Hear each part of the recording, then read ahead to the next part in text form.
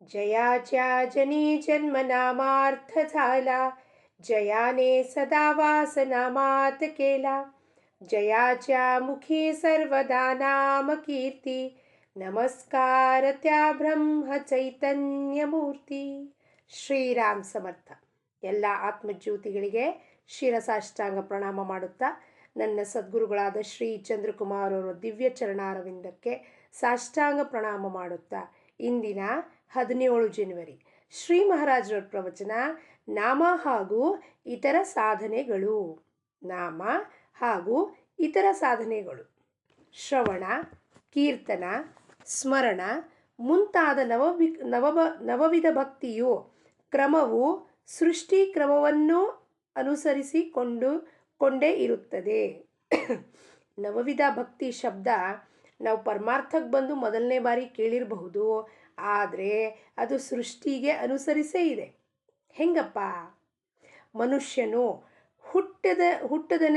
ಹುಟ್ಟದಂದಿಂದನೇ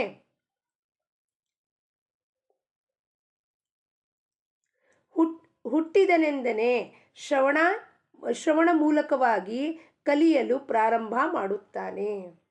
ಮನುಷ್ಯ ಮಗು ಹುಟ್ಟಿತು ಅಂದರೆ ಆ ಶ್ರವಣ ಮಾಡುವುದು ಏನಪ್ಪ, ನಮ್ಮ ಇಂದ್ರಿಯ ಇದೆಯೋ ಅಂದರೆ ಹೊರಗಡೆಯಿಂದ ಶಬ್ದ ಸೌಂಡ್ ಕೇಳಿಸ್ಕೊಂಡು ಕೇಳಿಸ್ಕೊಂಡು ಕೇಳಿಸ್ಕೊಂಡು ಕೇಳಿಸ್ಕೊಂಡು ಪ್ರತಿಯೊಂದು ಶಬ್ದ ಕಿವಿ ಮೇಲೆ ಬಿದ್ದಾಗ ಅದು ಏನಾಗತ್ತಪ್ಪ, ಮಾತನಾಡಲಿಕ್ಕೆ ಪ್ರಾರಂಭ ಮಾಡುತ್ತೆ. ಯಾವ ಮನೆಯಲ್ಲಿ ಬಹಳ ಜನ ಇದ್ದಾರೋ, ಹಿಂದಿನ ಕಾಲದಲ್ಲೆಲ್ಲ ಜಾಯಿಂಟ್ ಫ್ಯಾಮಿಲಿದಲ್ಲಿ ಯಾಕೆ ಇರ್ತಿದ್ರು, ಯಾಕೆ ಮಕ್ಕಳು ಬೇಗ ಮಾತು ಕಲಿತಿದ್ವಪ್ಪ? ಯಾಕೆಂದರೆ ಎಷ್ಟು ಜನ ಮಾತಾಡ್ತಿರ್ತಾರೆ, ಶಬ್ದಗಳನ್ನು ಕೇಳಿ ಕೇಳಿ ಕೇಳಿ ಒಳಗಿಂದ ಆ ಶಬ್ದ ಜೋಡಣೆ ಆಗಿ ಮಗುಗೆ ಮಾತು ಬರ್ತಿತ್ತು.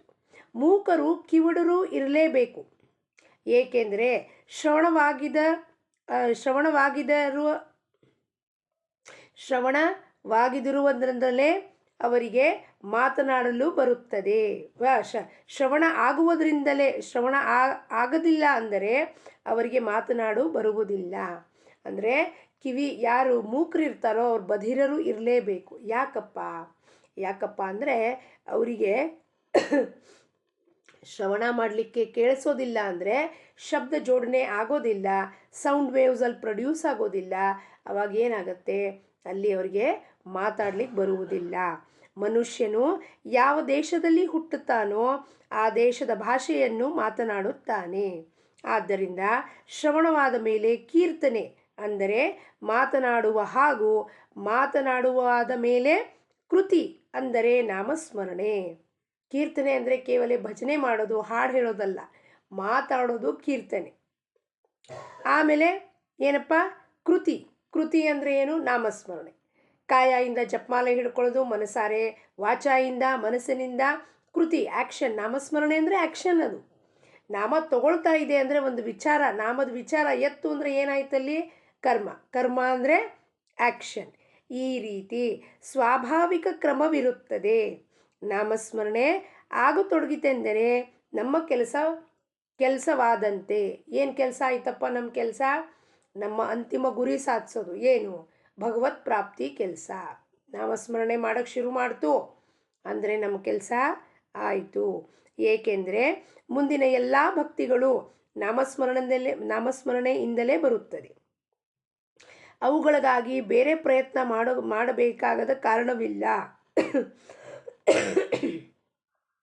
ಒಬ್ಬ ಮನುಷ್ಯನಿಗೆ ಇನ್ನೊಬ್ಬ ಮನುಷ್ಯನನ್ನು ಭೇಟಿಯಾಗಲು 9 ಮೈಲಿ ದೂರದಲ್ಲಿರುವ ಸ್ಥಳಕ್ಕೆ ಹೋಗುವುದಿದೆ ಎಂದು ತಿಳಿಯೋಣ. ಅವನು ಮನೆಯಿಂದ ಹೊರಟನು ಹಾಗೂ 3 ಮೈಲಿ ನಡೆದ ಮೇಲೆ ಅವನಿಗೆ ಯಾರನ್ನು ಭೇಟಿಯಾಗುವುದಿತ್ತೋ ಆ ಮನುಷ್ಯನು ಭೇಟಿಯಾದನು.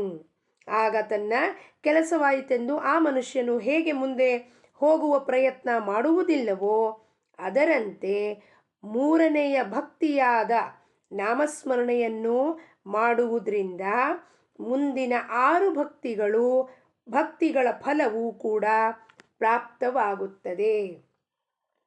ನಮ್ಮ ನವವಿಧ ಭಕ್ತಿ ಎಲ್ಲರಿಗೂ ಗೊತ್ತಿದೆ. ಏನಪ್ಪ ನವವಿಧ ಭಕ್ತಿ?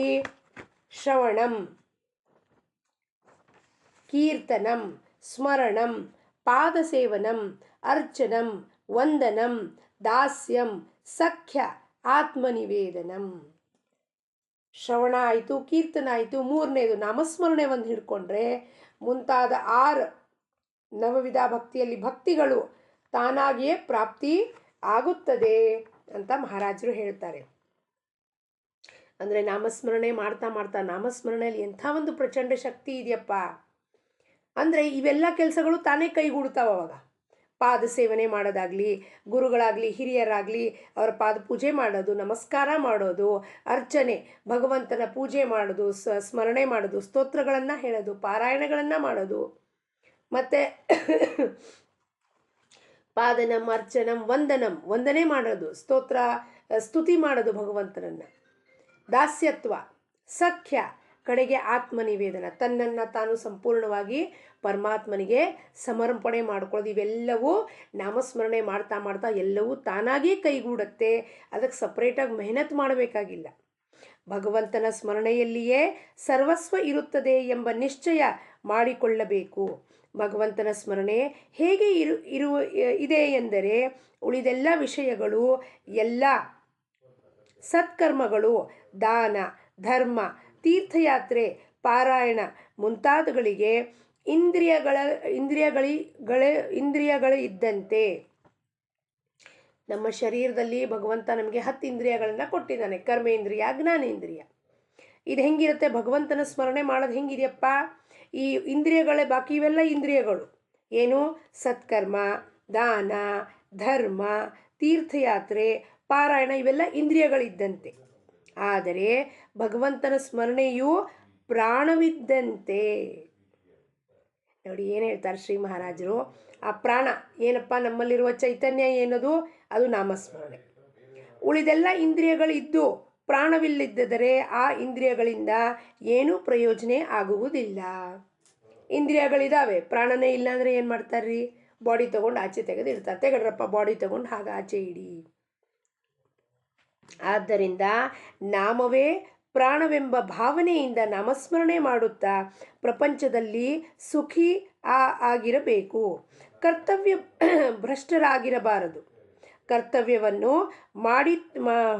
ಮಾಡುತ್ತಿರುವಾಗ ಭಗವಂತನ ಸ್ಮರಣೆಯನ್ನು ಮಾಡಬೇಕು. ಪ್ರಪಂಚದಲ್ಲಿ ದೇಹದಿಂದ ನಮ್ಮ ಕರ್ತವ್ಯವನ್ನು ಮಾಡಬೇಕು, ಮನಸ್ಸಿನಿಂದ ಸದಾ ಭಗವಂತನ ಸ್ಮರಣೆ ಮಾಡಬೇಕು. ಅಂದರೆ ಏನಪ್ಪ? ಅಪ್ಪ ಎಲ್ಲವನ್ನೂ ನೀನೇ ಕೊಟ್ಟಿದ್ಯಾ, ಇದೇನು ವೈಭವ ಕೊಟ್ಟಿದ್ಯೋ, ಆಸ್ತಿ ಅಂತಸ್ತು, ಮನೆ, ಈ ಜನ, ನಮ್ಮ ಹೆಂಡತಿ ಮಕ್ಕಳು ಎಲ್ಲವನ್ನೂ ಕೊಟ್ಟಿದ್ಯೋ, ಅದೆಲ್ಲ ನೀನೇ ಕೊಟ್ಟಿರೋದು. ಆದರೆ ಅವೆಲ್ಲವೂ ಅಶಾಶ್ವತ ಎಂಬ ಅರಿವು ನನಗಿರೋದು. ಅಂದರೆ ನಾಮಸ್ಮರಣೆಯಲ್ಲಿ ಸದಾ ಇರುವುದು. ಬಾಯಲ್ಲಿ ರಾಮನಾಮವಿರಬೇಕು. ಭಕ್ತನು ಉಪಾಧಿಗಳನ್ನು ಹೆಚ್ಚಿಗೆ ಬಳಸಿಕೊಳ್ಳಬಾರದು. ಭಗವಂತನ ಅನುಸಂಧಾನವನ್ನು ತಪ್ಪದಿರಷ್ಟು ಉಪಾಧಿ ಇರಬೇಕು. ಹಾಗೂ ಸಾಧ್ಯವಾದಷ್ಟು ಅಂದರೆ ಆನಂದದಿಂದ ತೆಗೆದುಕೊಳ್ಳಲು ಬರುವಷ್ಟು ನಾಮವನ್ನು ತೆಗೆದುಕೊಳ್ಳಬೇಕು. ಉಪಾಧಿ ನಮಗೆ ಈ ಜಗತ್ತಿನ ವ್ಯವಹಾರಕ್ಕೆ ಮಾಡಬೇಕು ಅಂದಾಗ, ನಾನು ಒಬ್ಬ ಮನುಷ್ಯನಿದ್ದೇನೆ, ಒಬ್ಬ ಪ್ರೊಫೆಷನಿಂದ ಡಾಕ್ಟರ್ ಇರಬಹುದು, ನಾನು ಅಪ್ಪ ಇದ್ದೀನಿ, ನಾನು ಅಳಿಯ ಇದ್ದೀನಿ, ಮಗ ಇದ್ದೀನಿ, ಇವೆಲ್ಲ ಉಪಾಧಿ ವರ್ಲ್ಡ್ಲಿ ಟ್ರಾನ್ಸಾಕ್ಷನ್ಸ್ಗೆ, ವ್ಯವಹಾರದ ಪೂರ್ತಿಗೆ ಉಪಾಧಿಗಳು ಬೇಕು. ಅದು ಅಷ್ಟೇ ಇಟ್ಕೊಂಡು ನಮ್ಮ ನಾಮಸ್ಮರಣೆ ಅನುಸಂಧಾನದಲ್ಲಿ ಯಾವ ಭಂಗನೂ ಬರದಲೇನೆ ಆ ಉಪಾಧಿಗಳನ್ನು ಹಚ್ಕೊಂಡು ಜಗತ್ತಿನ ವ್ಯವಹಾರದ ಪೂರ್ತಿಗೆ ಮಾತ್ರ ಬಳಕೆ ಮಾಡಬೇಕೇ ವಿನಃ ಇನ್ನೇನಕ್ಕೂ ಉಪಾಧಿ ಹಚ್ಕೋಬಾರ್ದು. ಮತ್ತು ಆನಂದದಿಂದ ನಮಗೆ ಎಷ್ಟು ಜೀರ್ಣ ಆಗುತ್ತೋ ಅಷ್ಟು ನಾಮಸ್ಮರಣೆಯನ್ನು ಮಾಡಬೇಕು. ಯಾರೋ ಹೇಳಿಬಿಟ್ಟಿದ್ದಾರೆ, ಇವ್ರು ಹೇಳಿಬಿಟ್ಟಿದ್ದಾರೆ, ಅವ್ರು ಹೇಳಿಬಿಟ್ಟಿದ್ದಾರೆ, ಜಪ ಸಂಕಲ್ಪ ಮಾಡೋದು. ಆದರೆ ನಿತ್ಯವಾಗಲೂ ಆ ಟೆನ್ಷನ್ನಲ್ಲಿ ಮಾಡೋದು. ಅಯ್ಯೋ ಇವತ್ತಿನ ಜಪ ಸಂಖ್ಯಾ ಪೂರ್ತಿ ಮಾಡಲಿಲ್ಲಲ್ಲಪ್ಪ. ಟೆನ್ಷನ್ನಲ್ಲಿ ಮಾಡಿದ್ರೆ ಏನಾಗುತ್ತೆ? ಅದೇ ಟೆನ್ಷನ್ ನಮ್ಮ ಸುಪ್ತ ಅವಸ್ಥೆ, ಸುಪ್ತ ಮನಸ್ಸಿನಲ್ಲಿ ಹೋಗಿ ಸೇರ್ಕೊಳ್ಳುತ್ತೆ.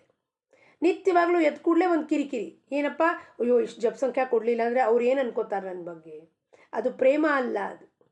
ಅದು ನಾನು ಫೋರ್ಸ್ಫುಲಿ ಭಕ್ತಿ ಮಾಡ್ತಾ ಇದ್ದೀನಿ. ಅವಾಗ ಏನಾಗುತ್ತೆ? ನಮಗೆ ಅಪಚನ ಆಗೋಗುತ್ತೆ. ಅಂದರೆ ಅದರಲ್ಲಿ ಆನಂದ ಇರೋದಿಲ್ಲ, ಭಕ್ತಿ ಇರೋದಿಲ್ಲ, ಭಗವಂತನ ಬಗ್ಗೆ ಪ್ರೇಮ ಇರುವುದಿಲ್ಲ. ನಾಮದಲ್ಲಿ ಪ್ರೇಮವಿರಬೇಕಾದದ್ದು ಅತ್ಯಂತ ಅವಶ್ಯಕತೆ ಇರುತ್ತದೆ. ಆದ್ದರಿಂದ ನಾಮವನ್ನು ಅತ್ಯಂತ ಅಭಿರುಚಿಯಿಂದ ಹಾಗೂ ಅದರ ಹೊರತು ಬೇರೆ ಯಾವುದರಿಂದಲೂ ಸಾಧಿಸುವುದಿಲ್ಲ ಎಂಬ ಭಾವನೆಯಿಂದ ತೆಗೆದುಕೊಳ್ಳಬೇಕು. ಅಂದರೆ ಅದರಿಂದ ಪ್ರೇಮ ಬರುತ್ತದೆ. ನಾಮದಲ್ಲಿ ಪ್ರೇಮ ಬರುವುದು ಅತ್ಯಂತ ಉಚ್ಚ ಕೋಟಿಯ ಅವಸ್ಥೆಯಾಗಿರುತ್ತದೆ. ಅದು ಅಷ್ಟು ಸಹಜವಾಗಿ ಪ್ರಾಪ್ತವಾಗುವಂಥದ್ದಿಲ್ಲ. ಅಷ್ಟು ಸಹಜವಾಗಿ ಪ್ರಾಪ್ತ ಆಗುವಂಥದ್ದಿಲ್ಲ. ಯಾಕೆ? ನಾವೆಲ್ಲ ಉಪಾಧಿಗಳನ್ನು ಹಚ್ಕೊಂಡಿದ್ದೀವಿ, ದೇಹಕ್ಕೆ ಅಂಟ್ಕೊಂಡಿದ್ದೀವಿ. ಮಮತ್ವ, ಅಹಂಕಾರ, ನಾನು ನನ್ನದು ಎಂಬುವ ಅಹಂಕಾರ. ಸೊ ಅವಾಗೇನಾಗುತ್ತೆ, ಎಷ್ಟು ಸಹಜವಾಗಿದೆಯೋ ನಾಮ ಸಂಕೀರ್ತನ್ ಸಾಧನ್ ಪೈ ಸೋಪೆ ಜಳ್ತೀಲ ಪಾಪೆ ಜನ್ಮಾಂತರೀಚೆ ಅಂತ ತುಕಾರಾಮ್ ಮಹಾರಾಜರು ಹೇಳ್ತಾರೆ. ಆದರೆ ಆ ಸಾಧನ್ ಪೈ ಸೋಪೆ ಮಾಡಲಿಕ್ಕೆ ನಮಗೆ ಈ ಉಪಾಧಿಗಳಿಂದ ಬಿಡುಗಡೆ ಆದರೆ ನಾವು ಮಾಡಬಹುದು. ಒಂದು ಜಿಗುಟು ಅಂಟಿನ ಥರ ನಾವು ಅಂಟ್ಕೊಂಡು ಕೂತ್ಕೊಂಡ್ಬಿಟ್ಟಿದ್ದೀವಿ ಉಪಾಧಿಗಳಿಗೆ. ಅದಕ್ಕೆ ಮಹಾರಾಜರು ಹೇಳ್ತಾರೆ ಸಹಜವಾಗಿ ಪ್ರಾಪ್ತಿಯಾಗುವುದಿಲ್ಲ. ಆದ್ದರಿಂದ ಇದರ ಮರ್ಮವನ್ನು ತಿಳಿದುಕೊಂಡು ಯೋಗ್ಯ ರೀತಿಯಿಂದ ಹಾಗೂ ಜಿಗುಟುತನದಿಂದ ನಿರಂತರ ನಾಮಸ್ಮರಣೆಯನ್ನು ಅಭ್ಯಾಸ ಮಾಡುವ ಅವಶ್ಯಕತೆ ಇರುತ್ತದೆ. ಪ್ರತಿಯೊಂದು ಪ್ರವಚನದಲ್ಲೂ ಮಹಾರಾಜರು ಅಭ್ಯಾಸ ಅಭ್ಯಾಸ ಅಭ್ಯಾಸ ಹೇಳ್ತಾರೆ. ಯಾಕೆ? ನಾವು ಸಾಧಕರ ಸ್ಥಿತಿಯಲ್ಲಿದ್ದಾಗ ನಾವು ಹೆಂಗೆ ನಮ್ಮ ಮಕ್ಕಳನ್ನು ಬೆಳೆಸಿದ್ದೀವೋ ಅಭ್ಯಾಸ ಮಾಡಿಸುತ್ತಾ, ಪರೀಕ್ಷೆದಲ್ಲಿ ಪಾಸ್ ಆಗಬೇಕು ಅಂದರೆ ಅಭ್ಯಾಸ ಮಾಡಲೇಬೇಕು. ಹಾಗೆ ಇದು ಒಂದು ದೊಡ್ಡ ಪರೀಕ್ಷೆ ನನಗೆ. ಏನು? ಭಗವತ್ ಪ್ರಾಪ್ತಿ ಮಾಡ್ಕೊಳ್ಳಿಕ್ಕೆ ಈ ದೇಹ ಬಂದಿದೆ ಈ ಪ್ರಪಂಚದಲ್ಲಿ ಅಂದಮೇಲೆ ಆ ಭಗವತ್ ಪ್ರಾಪ್ತಿ ಮಾಡಲಿಕ್ಕೆ ನಾನು ಎಲ್ಲ ರೀತಿಯಿಂದನೂ ಸಿದ್ಧರಾಗಿ ಆ ಪರೀಕ್ಷೆನ ಅಭ್ಯಾಸನ ಮಾಡಲೇಬೇಕು. ನಾನು ಅಲ್ಲಿ ಯಾವ ಥರವಾದ ಸಬೂಬ್ ಹೇಳಿದ್ರೆ ನಡೆಯೋದಿಲ್ಲ. ಮಹಾರಾಜರಿಗೆ ಏನು ಸಬೂಬ್ ಹೇಳ್ತೀವಿ ನಾವು? ಮನೆಯಲ್ಲಿ ಕೆಲಸ ಇದೆ ರೀ ಮಹಾರಾಜರು ಹೇಳಿದ್ರು ಪ್ರಪಂಚದಲ್ಲಿ 3-4 ತಾಸು ಅಷ್ಟೇ ಬೇಕಾಗಿದೆ ಮನೆ ಕೆಲಸ ಮಾಡಲಿಕ್ಕೆ, ಪ್ರಪಂಚದ ಕೆಲಸ ಮಾಡಲಿಕ್ಕೆ. ಇನ್ನು ಬಾಕಿ ಸಮಯ ನಿದ್ದೆದಲ್ಲಿ 6 ತಾಸು ತೆಗೆದ್ರು, ಇನ್ನು ಬಾಕಿ ಸಮಯ 12 ತಾಸು ಏನು ಮಾಡ್ತೀವಪ್ಪ? ಇವ್ರ ಮನೆ ಹೊಕ್ಕಾಟ ಮಾಡೋದು, ಗಾಸಿಪ್ ಮಾಡೋದು, ಅಲ್ಲಿ ಇಲ್ಲಿ ಹೋಗೋದು, ಸಮಯ ಹಾಳು ಮಾಡೋದು. ಅದಕ್ಕೆ ಹೇಳ್ತಾರೆ ಸಹಜವಾಗಿ ಪ್ರಾಪ್ತಿ ಆಗುವುದಿಲ್ಲ. ಯಾಕೆಂದರೆ ಇವೆಲ್ಲ ಬಿಟ್ಟರೆ ಸಹಜವಾಗಿ ಪ್ರಾಪ್ತಿಯಾಗುತ್ತದೆ ನಮಗೆ. ಇದರಿಂದ ಮರ್ಮವನ್ನು ತಿಳ್ಕೊಂಡು ಯೋಗ್ಯ ರೀತಿಯಿಂದ ಹಾಗೂ ಜಿಗುಟತನದಿಂದ ಫೆವಿಕಾಲ್ ಕಿ ಜೋಡಿ ಮಾಡ್ಕೋಬೇಕು ನಾಮಸ್ಮರಣೆನ. ಜಗತ್ತಿನ ಜೊತೆ ಏನು ಫೆವಿಕಾಲ್ ಬಾಂಡ್ ಹಚ್ಕೊಂಡಿದ್ದೀವೋ ಆ ಫೆವಿಕಾಲ್ ಬಾಂಡ್ ಕಿತ್ತಿ ಪರಮಾತ್ಮನ ಜೊತೆ ಫೆವಿಕಾಲ್ ಬಾಂಡ್ ಮಾಡ್ಕೋಬೇಕು. ಭಗವಂತನ ನಾಮದ ಹೊರತು ನನಗೆ ಏನೂ ತಿಳಿಯುವುದಿಲ್ಲ ಎಂದು ಯಾರಿಗೆ ತಿಳಿಯುತ್ತದೆಯೋ ಅವರಿಗೆ ಎಲ್ಲವೂ ತಿಳಿದಿರುತ್ತದೆ. ಅದು ಬಾಹ್ಯವಾದ ನೋಡುವಂಥ ಅರ್ಥ ಆಗುವಂಥ ಸ್ಥಿತಿ ಅಲ್ಲ.